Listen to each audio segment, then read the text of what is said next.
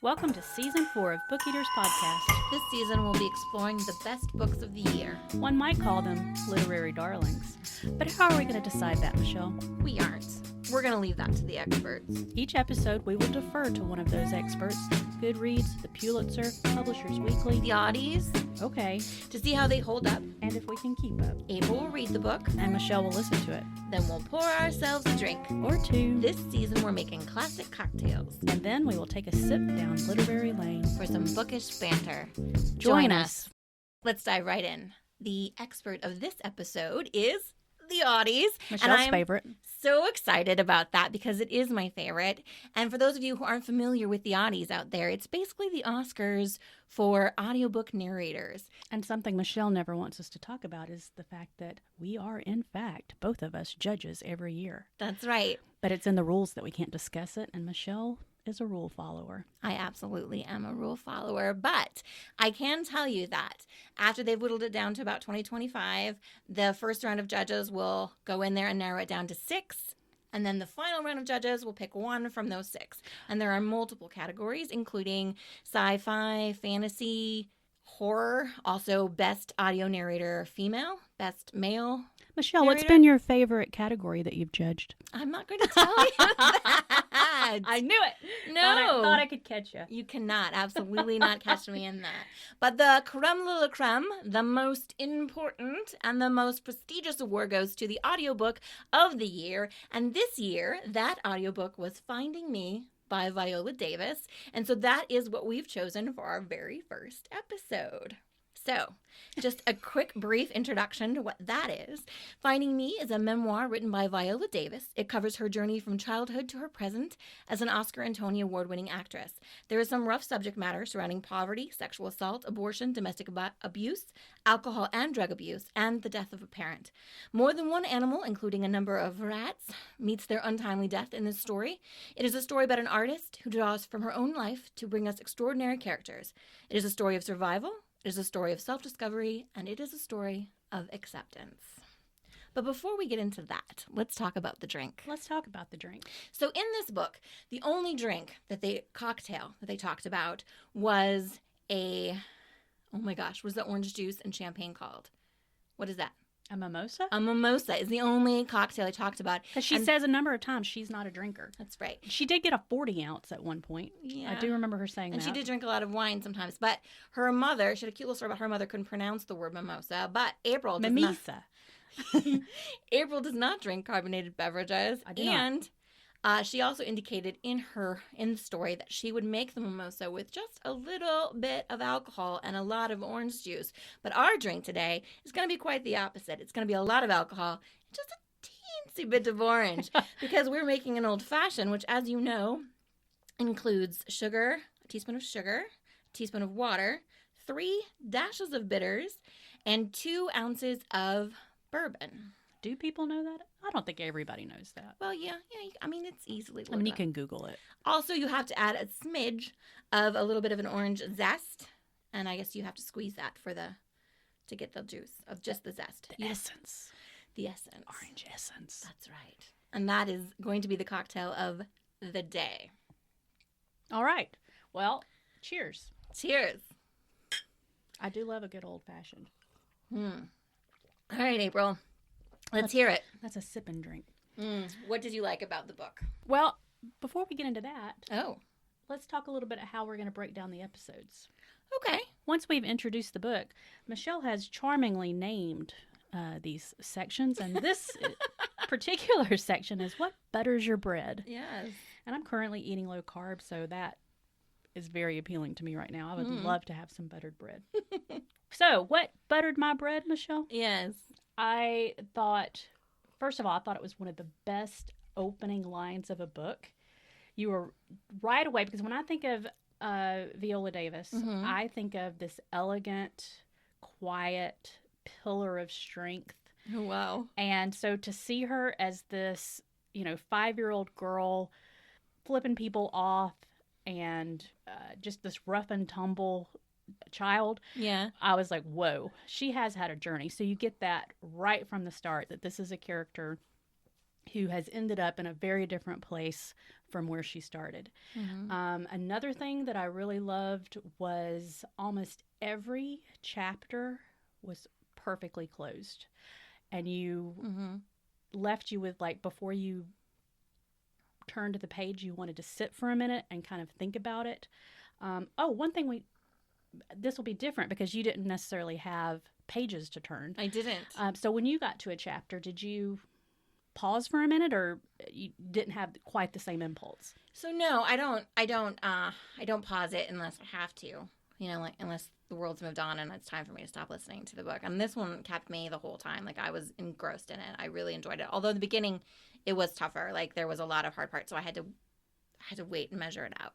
But no, for the most part, I did notice though that there were definite like closures and openings, like you're talking about in the book. Like you could definitely tell where, okay, we're done with this story. We're moving on to this story. Mm-hmm. Well, and I'll say I love all of the characters. You can tell how much love she has for her family. Mm-hmm. Even her dad, which especially in the beginning. Yeah. Did you ever read or see the movie Wonder Boys? No.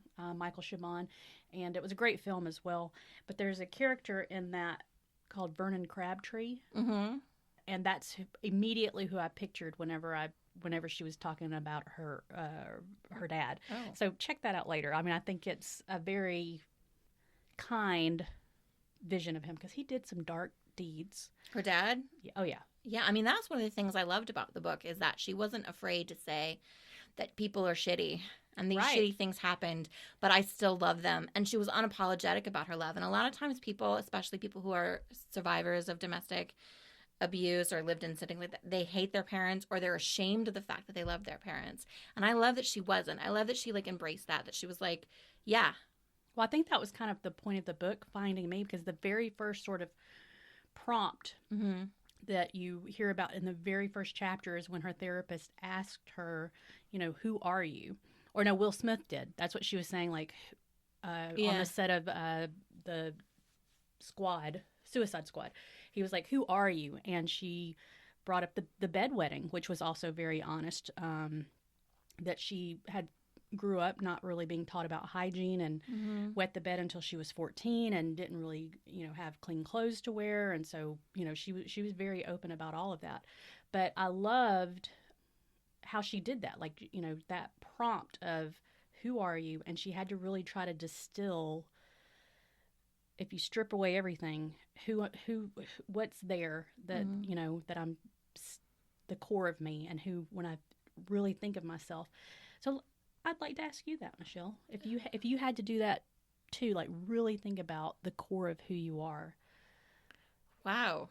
Yeah. I mean, that's deep. Well, I haven't had nearly enough cocktail for that. Well, I mean, I didn't even, and I know we sometimes maybe don't agree on audio versus reading the book, but I think that's what reading the book does, is it does make you go slower and you really do think about it. So as soon as I read that line, I stopped for like a good 10 or 15 minutes and really thought about it. And I think that's also your personality versus mine. I don't know, you're a pretty introspective person. I mean, I'm an introspective person, but I don't, like, it takes me a minute to get there, and then I usually set aside time to be introspective. Like, that's when I do my meditation and that sort of thing. And actually, lately, I have been really thinking about how do I be my authentic self. Like, that's what I meditated on today, and I wonder if this book didn't influence that sort of feeling in me. Like, I needed to be more authentic. Like, what makes my authentic self? I bet you it did. Right. Yeah. Yeah.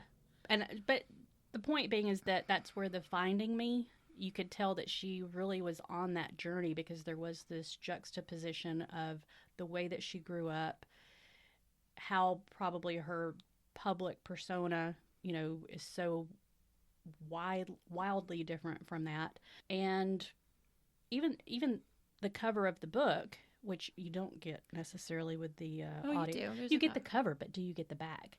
Because No. the back of the book is a beautiful picture of her when she was probably about 5 years old. Yeah, actually, I did see that picture. And I can't tell you how many times I was reading this and had to close the book and look back to see the child, and that is a treat. And, you're just looking at her, realizing that this is who that happened to. And then it's sort of like Dark Side of the Moon, you know, Mm-hmm. the album cover where it's the prism, and if you flip it over, the prism continues. And that was sort of the cool thing about Dark Side of the Moon is side two of the album would seamlessly pick up from where side one left off. And so it was sort of that sort of infinity thing, like finding me. This is her. And then so the front of the cover is modern day her, and the back cover is her as a very small child. But in the book, it also seemed like that was like part of it was finding that 8-year-old girl that was running from those kids, finding her and recognizing her. So it is nice that it's on the front and the back, because it isn't until the end that she finds herself, and then that's where you see her. So that is actually quite a lovely thing about having the actual book. I still 100% think that you should listen to the audiobook, because hearing the story from Viola Davis herself, well, I mean, please, so good. Well, and I'll tell you, I did think about that quite a number of times, because there were some problems that I had with the book that we'll get into later that I thought a good number of them would have been solved if I was hearing it being told to me by her versus me just reading the words on a page. So I definitely get that. And I think a good example of one of those times where I was like, oh, I wish I was listening to the book, when she was talking about her mom, who I just love her mom. Yeah. I love the gentle but feisty spirit that she had. And when Viola was talking about some of the anachronisms or, you know, common phrases that her mom would use, and one of them was, and stuff like that in there. Oh that's my gosh, how yes, that's how I heard it, but I would have loved to have heard Viola doing it in her mom's voice. It was great. Also, when she would say "my daddy," like the way that she would say that, it was so endearing. I was like, oh. Yeah, so because for me, I'm pretending, but from her, it would have been 100% authentic. Yeah. So definitely would be curious to actually hear her narrate it. Yeah, it was great. I loved it. Another part that I really loved, and you and I talked about this beforehand, because instead of a cocktail, I thought maybe for this one episode we could have a little appetizer. No. Because she was talking about one of the stories that she loved to hear her mom tell over and over again was her birth story. I even love that she called it a birth story, you know, and that day her mom ate a sardine, mustard, onion, tomato sandwich, and that was her reaction, that it sounded so disgusting to her, which I thought was weird, because later in the book she did eat like pickled pig's feet and things like that. So it's weird to me that a sardine would turn her off. But it's not just the sardines, it's like the mustard and the onions. Like the combination of it just sounded It all sounds fantastic to me, but I have been on a canned fish kick. I cannot tell you how many times she's offered me sardines in the last 6 months, even before this book came out. It's ridiculous. She's got a problem. No, I have been gifted with knowledge that sardines are not bad. My dad used to eat them, and I thought they were disgusting. But I have to say, I have since tried them. Fancy ones, too. They're like $6 a can. Oh. And they are fantastic. And so the idea of like this little crostini with the sardines and mustard and some very thinly sliced onions and an heirloom tomato. My only question is, what bread would it have been? White bread, probably. What do you think? I mean, I was feeling like pumpernickel maybe. But in a hospital? Yeah, that's a good point. Anyways, I definitely am curious to know what that sandwich tasted like, and I bet you it was great. I mean, you can make it for yourself. No one's holding you back. No one's stopping you. All right. Well, okay, moving on. Another really great thing that I love about the book that inspired me, because, you know, we like to do fun, out-of-the-box friend events. We do. Do you remember when she was describing the play that she was handing flyers out for, and it was called, like, Tamra the Play? And it was, like, I guess this was probably late 80s, early 90s, and it was, like, living theater, like a mystery dinner theater. Yes. Where she said they went in. So I went to Sleep No More in New York, and it kind of reminded me of that. Have you heard of Sleep No More? No. So I've never even been to mystery dinner theater. Oh my God. So in New York, there's this, or I don't know if it's still there, but in 2019, when I was last in New York, there was this play called Sleep No More, and basically you'd go there, and the play would start, and then you would follow the actors about, and they would just be doing things, and then at the end, somehow you would all end up in the same place. I don't even know how that happened. Right. But like I would be following people around, and then sometimes I'd get bored and I'd move on to another area and I'd watch a different actor, and there were like all these people, and you couldn't interact with them, but you could literally like walk through the scene. It was so this was crazy. Probably the genesis of that. Probably. And I thought of that. I was like, oh my God, that sounds so cool. And you're right. Like how you could like produce that, like plan it and have it all happen. It's choose your own adventure, but it's planned, and somehow it all has to be tied up in the right kind of way. And then they had dinner during the intermission. Like our Clue dinner. I would love for us to get some of our creative friends, of which we have many, and figure out how to do that. That would be fun. It would be super fun. Anyways, I loved that part of the book. And then, like I said, I thought all of the chapters ended so beautifully. And one of the ones was when she was talking about after she graduated from acting school and her grandmother was there, which I'm assuming they didn't have a very close relationship because her grandmother lived in South Carolina. She grew up in Rhode Island. And it was talking about after she graduated, she was just fascinated by her grandmother and couldn't stop staring at her and was just completely drawn in listening to her talk. Yeah. And she had said previously before that, you know, she always felt ugly and she has a very deep voice.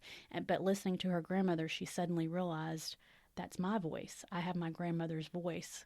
And hearing her voice through her grandmother helped her accept it. And I just thought that was beautiful. That's great.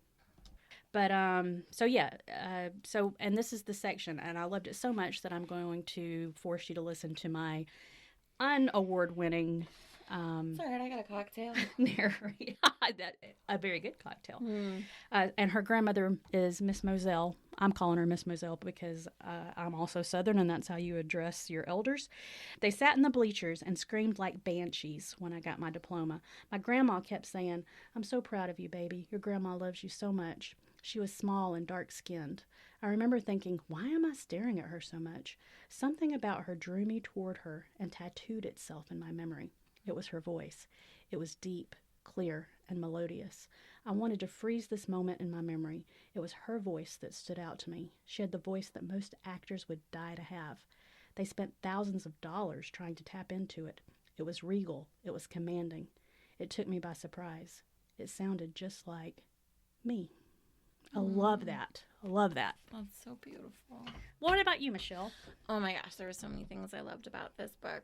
So my real exposure to her, the first time that I really like knew who she was How to Get Away with Murder, because I don't watch a lot of dramas, and it felt like a lot of the things that she'd been in, because I didn't see The Help, I didn't see Fences, I didn't see a lot of the things that she talked about.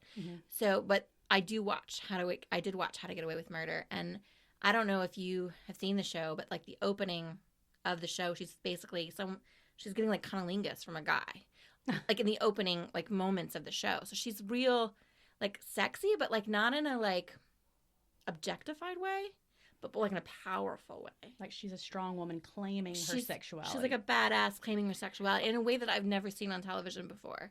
And then also in that same episode, she takes off her wig and all of her makeup, and you just see like that she's she's glamorous and beautiful and smart and powerful, but she's a real person underneath. And that's my exposure to her, like a first real exposure to Viola Davis. So I think that I came into the book with like a different sort of perspective of who she was. And there were a lot of things like in the book that she talks about from How to Go that I remember viscerally, like the moment when she's talking in the show to her, I think it's her mom in the show, and she's saying like she's talking about how they were sexually abused, and her mom was like, we all were. Yeah, like it was no big deal, but you could tell that it was still a big deal, like in the show. Like I remember those moments, and then like when she talks about them in the show, I realized that like I was feeling that energy a lot of the time throughout the book, because that's how I know her. Like I know that that's a character that she's playing, but a lot of that felt very similar to like how she was narrating the book, right? Like so that was really interesting for me, like that juxtaposition. And similarities between those two between that character and who she is in real life. Well, it kind of did the same thing for me. I did not see the show, but I did see the movie The Help. Okay. I know you don't like that film. I hate it, and I hated the book for the very same reasons that she talked about. That she talked about in the book. And so hearing her say that it was problematic for her as well, and why she chose to do it anyway, that was sort of it was gratifying for me, and I have so much respect for her for it. Yeah. And realize that, it is difficult for actors. You do have choices that you have to make, and I know a lot of people love the film and love the book. I mean, she was she got a nod for it, right? Best Supporting Actress nod in the Academy Awards. Yeah. Had you saw the film that she won the award for? Fences? No, but Rob loves it. It makes me want to watch it. My significant other Rob loves it. But that's the kind of film that he likes. So it's like a drama where it's meant to make you feel and be. And when I watch TV, or movies, I don't want that. I don't want to be taught things. I don't want to feel things. Like, it's definitely a problem for me. So it's not really my jam. No, I get it. I mean, there's a lot. That's part of the reason why, like I said, I do have a lot of problems with memoirs sometimes, is because I don't want to relive other people's trauma. I mean, it's a lot. It's escapism. That's not entertainment for me anymore. So you have to be in that right mood. You have to. I feel like for me to go there, I have to feel like I'm missing something and I'm looking for it. Yeah. And maybe I'm not that. So before we move on to Baby in the Bathwater, which is what I think you're doing, which is the next section about things we didn't like, I do have one other thing I want to talk about that I loved about this book, and that is I love it when people love things. When they have like this vision and this direction for their life, and they know that that's the thing they want to do, and that's what they want to do more than anything else, and they're willing to sacrifice everything for, because I've never had anything like that in my life. I've never had like this driving force or thing that I needed to do more than anything else. Right. And so when I see it in other people, or I hear about it in other people, I'm just fascinated by it, and I want to just like understand it. Like, what is it, and how did you find that thing, and why do you feel that way about that thing? So that section, or like even toward, like, it was a theme throughout, like why she wanted to be an actor, why it was so important to her, why she was willing to, like, I feel like I always thought, like, too, like someone like Viola Davis, who is like a series regular on multiple TV shows and is an actress, and I think she like produced The Woman King, right?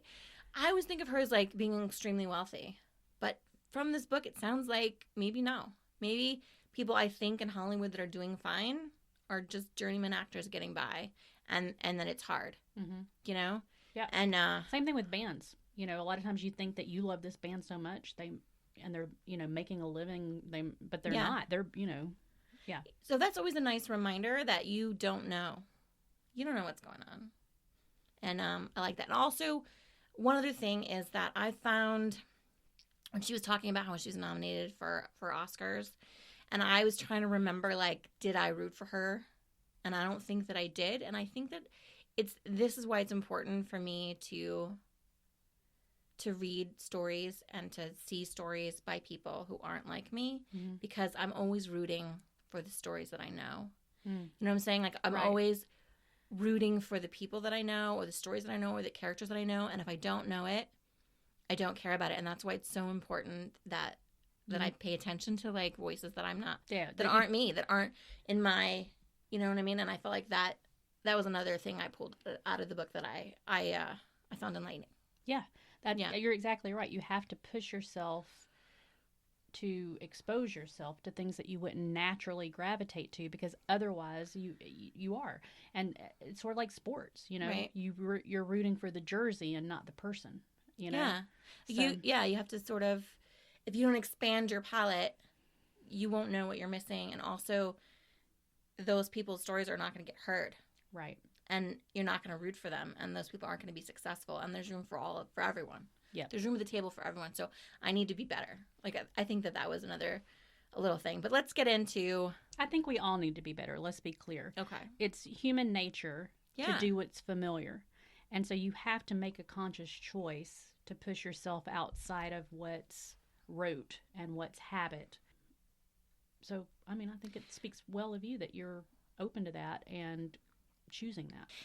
I mean, also it's like that argument that they say that the history is told by the victors.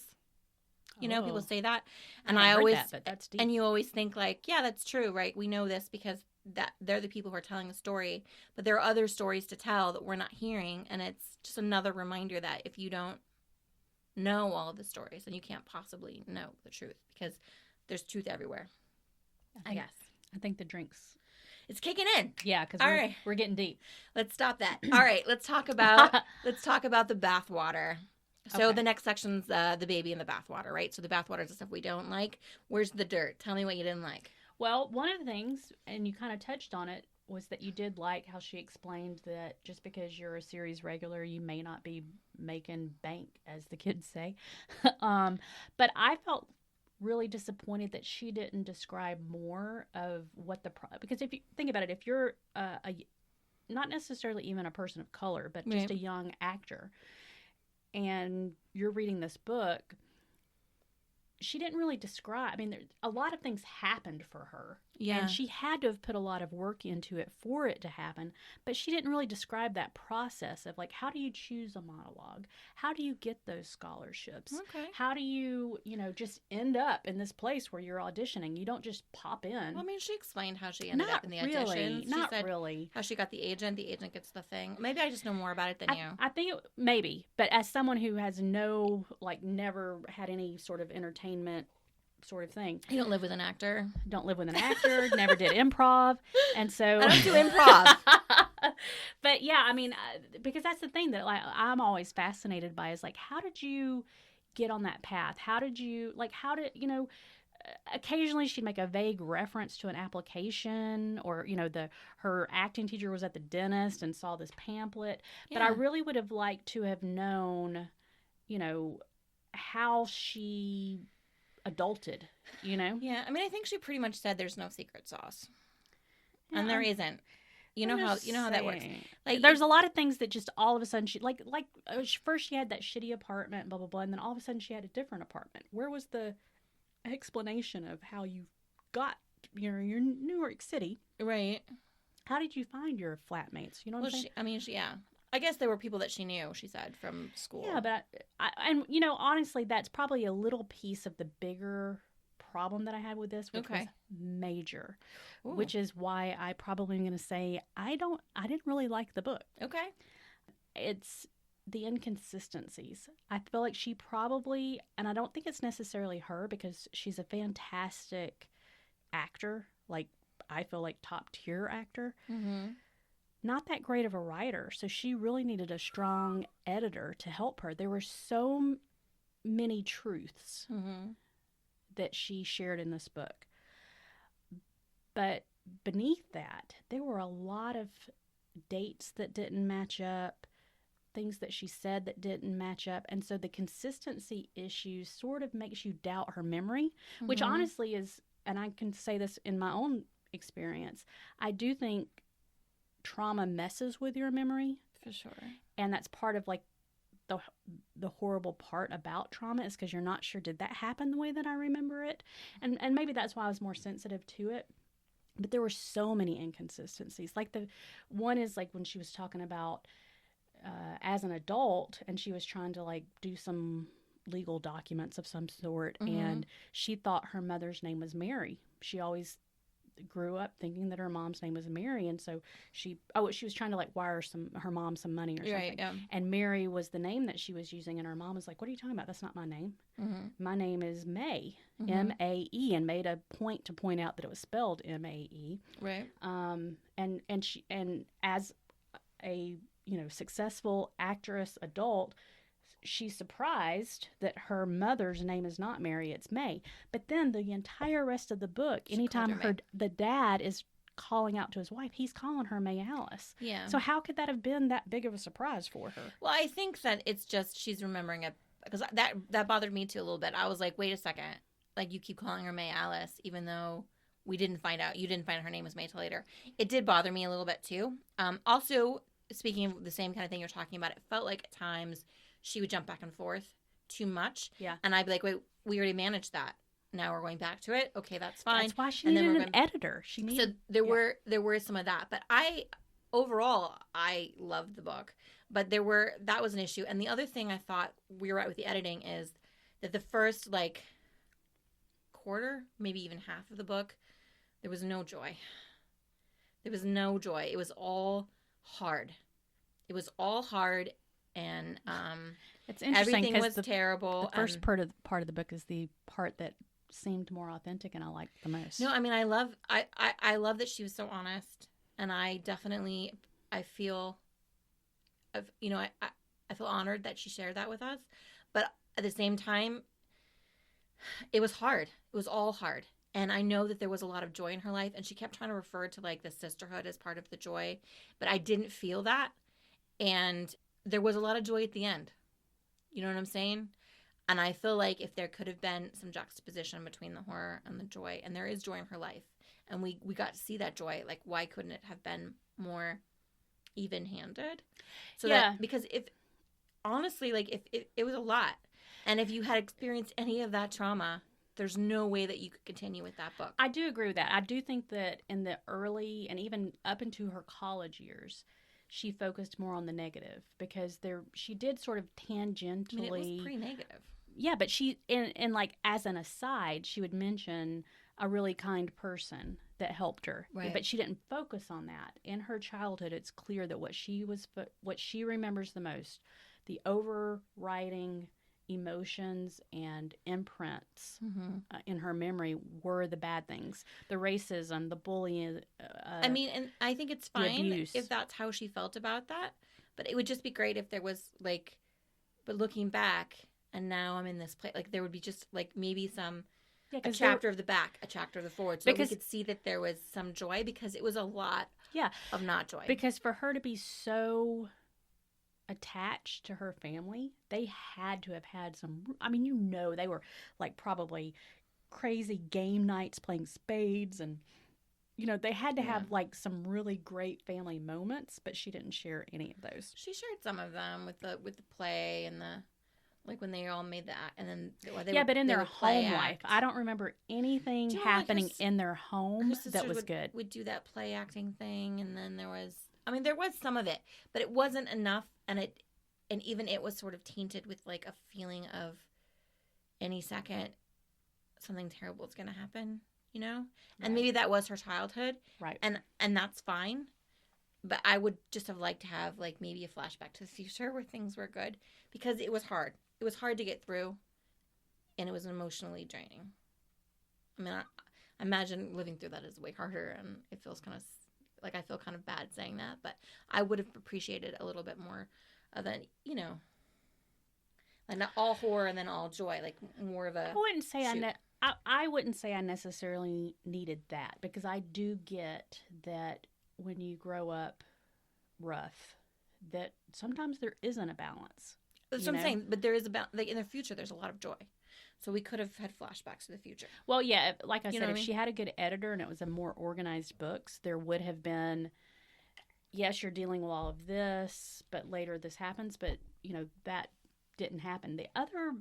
But it does bring up a big problem that I have with the book, too, is there was a lot of, like, piecemeal stories that never was like tied into the bigger story, like especially a couple of friends died. Like she explained that her friend, and one thing that I'm fascinated by is like people who call people on the phone like once or twice a year just to check in with them.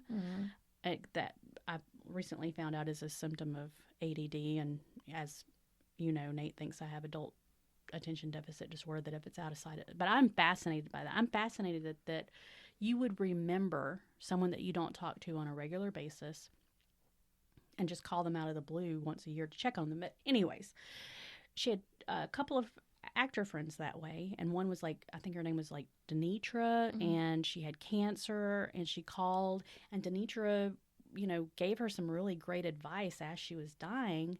But then the story just ended. She didn't explain how she carried that with her. So it was just like a random memory inserted into the book without any sort of cohesiveness. And then there was like another friend. Remember, he like died in his apartment, and they didn't find him till a week later. Oh, yeah. And so there was no great like passing on of knowledge. It was just a really sad story, but there was no reason to include that. that we know of because it wasn't written. So there was and those are just a couple of examples, but there were a couple of stories and memories that she just, obviously they're like powerful memories for her, but there was no thread to put it into the greater tapestry. Because the book had a theme. Yeah. And they were sort of so outside why the scope. is she telling us Yeah. that? You know, there was no, I get that was sad and she wrote those sections beautifully, but why did she include them? We don't know. Yeah. So, yeah, maybe my bigger problem is not with her, but with her editor. And I don't know who that person is, and I feel really bad calling them out right now, but I just really feel like this could have been way better. Yeah, I mean, I agree to some extent, because I remember there was a couple of times where I felt disconnected, like, from the story, because it wasn't framed very well. It was sort of, you know, all over. But I'm going to say I'm going to pull the baby from the bathwater. Okay. What about you? You throwing the baby out? I threw the baby out. Oh, damn. I mean, there are a lot of really good books out there and a really great number of memoirs. Yeah. And, but again, it's not because of the author. Mm-hmm. And maybe I would feel differently if I'd actually heard it in her voice. Yeah. But, you know, technically as a reader and kind of a book snob, I admit, it was not, I feel like I understand why it may have won the Audible Book of the Year. Yeah. And I haven't done the research on this, but I would be surprised if it was at the top of any other lists because it really was not a well put together book. And I feel so bad saying that. I mean, all right, it's your opinion. That's cool. And I think she's a fantastic actress, and I respect her so much. But I do think her editor let her down. And I do think the written copy is probably substandard. Except did you get the photos in the book? I mean, of course you didn't. The one in the front and the back, I saw them. No, yeah. There are more inside. There are more inside the book. So that's another reason. I mean, these are important things to talk about, like why it's better sometimes to get the book than the audiobook. I would still say there's no substitution for hearing a story from the storyteller's mouth. But well, it does kind of go back into, do actors make good narrators? I think so. And do writers make good narrators? No. Writers, and usually not. Writers don't, but I think actors do. Unless it's an autobiography. Unless it's a memoir, yeah. So. All right. Well, let's rank it. Rank it. What are we saying? We're saying sardine, mustard, and onion sandwiches. Yeah. 1 out of 10. Well, what do you say? How many sandwiches do you think that this book merits? I'm going to give it 4 out of 10 sandwiches. But I'm going to give the concept of that sandwich an 8 out of 10. I am going to go with a solid 8. Wow. Yeah. In fact, I think in Goodreads and Storygraph, I gave it a 4.75 out of 5. Yeah. So clearly, if you would like to enjoy this book, you should do the audio version. Yes. I 100% agree. All right. So let's do the bookend. Oh, I'm so nervous about this. Okay, so we're going to downshift back to the expert, which is the Audies. And we're going to for context, Michele is the leader of this episode, and she is in charge of the bookend. Mm-hmm. And she cryptically, at the very last hour, texted me and said, hey, if you want to be prepared for the bookend, maybe you should study up on who won the Audible Awards this year. I'm a working woman, and I am physically, which let's just bring this up. The person who is physically reading the book, actually reading takes more time than listening. That's true. Because you can't be doing other things while you do it. But I did read 54 audiobooks this year. I'm just saying. It's not a competition. I'm just saying. Oh, no, it's not a competition. You'll never hear me say that otherwise. But what I'm saying is that I was doing my best just to finish the book in time. So to try to study up on Audible winners. I just assumed that you knew about it because you were an Audies judge. But that's we cool. Have very different approaches to things. All right, and it's fine. Okay. So I have no idea what's about to happen. She's probably going to do poorly, but it's okay. She loves to put me in All right, my place. She's putting me in my place. We're going to talk about who the winners were. What I'm going to give you is the name of the book. And then you're going to tell me what category they won for. If you don't know right away, I will also give you the author. Okay. Okay, the first one's a trick question. Okay. Oh, great. Let's just start out. Don't lob it. So the name of the book... She's not going to lob the softball to me. The She's hurling it. Okay. The name of the book is Finding Me, a Memoir. That's lobbing it. You are lobbing it. It's a trick question. Oh. So the first thing I'm supposed to say is what? What's the award for? What was the category? How did they... that was the audiobook of the year. And? No idea. Narration by the author. Narration by the author. She won 2 awards for that book. Okay. All right. And both check out. This one, maybe you'll know. Rosamund Pike. Oh, 100% I know because I was a judge. How dare you? Best female narrator. That's correct. For The Eye of the World. It was my category. I will say it loud and proud. Dude, you're going to get evicted from being a judge. Why would you do that? They also, don't listen to our podcast, I Michelle. feel like no one does. Eye of the World, I won't listen to it because I already have a narrator for that, and it's fine. No, I'm telling you, it was really good. Was it? It was so good. I am going to say better than Kate Reed. I'm going to take a drink. I do think having one voice was a detriment, a detractor. But Rosamund, there was one section, I'll share it with you later, that I got chills from, to be honest. Okay, all right. Go ahead. So Seth Numrick, he narrated the book Fairy Tale by Stephen King. Science fiction.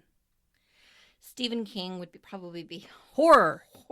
Okay. And the name is Fairy Tale, but the answer is actually Best Male Narrator. Oh, good for him. And I actually listened to that book, and it's pretty great, you guys. You should definitely check it out. All right. Demon in the Wood. It's not horror, obviously. Ben Barnes, Lee Barduga, Cassandra Lee Morris. Oh, it sounds great. Fantasy? Think. Down? Australian. Down under. No. Young adult. Young adult. Okay. A thumbs down. All right. How about Intergalactic Exterminators, Inc.? Favorite song of the Beastie Boys. Scott Brick, Ash Bishop, Suzanne Elise Freeman. Okay, one more time. What was the title?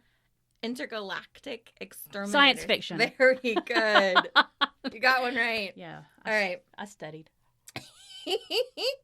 What about Greenwich Park? Historical fiction. Thriller suspense. Well, okay. Catherine Faulkner and Laura Kerman. Okay. Okay. The Monsters We Defy. Shayna Small, Elle Penelope. Literature. The Monsters We Defy. Fantasy. Yes. All right. I am so good at this. I'm going to give you one more. Okay. Delilah Green Doesn't Care. Fiction. Women's fiction. It isn't even a category. I'm trying my best here. Ashley Herring Blake. And like Kristen that helps DiMergio. me. Yeah. Oh, now it's clear. That is clearly romance. Oh, yeah. That's a category. Yeah, you got one right. Yay! Woo woo! All right. Next week's my turn, so be prepared. So please stay tuned for our next episode, which will premiere on July 28th, where we'll be talking about Happy Place by Emily Henry. And our expert will be the Goodreads, because that is the most shelved book on Goodreads this year. And I am so excited to read it because I love Emily Henry. Well, she's already excited. I'm skeptical, and I will give you my honest opinion. But until then, eat the books, motherfuckers!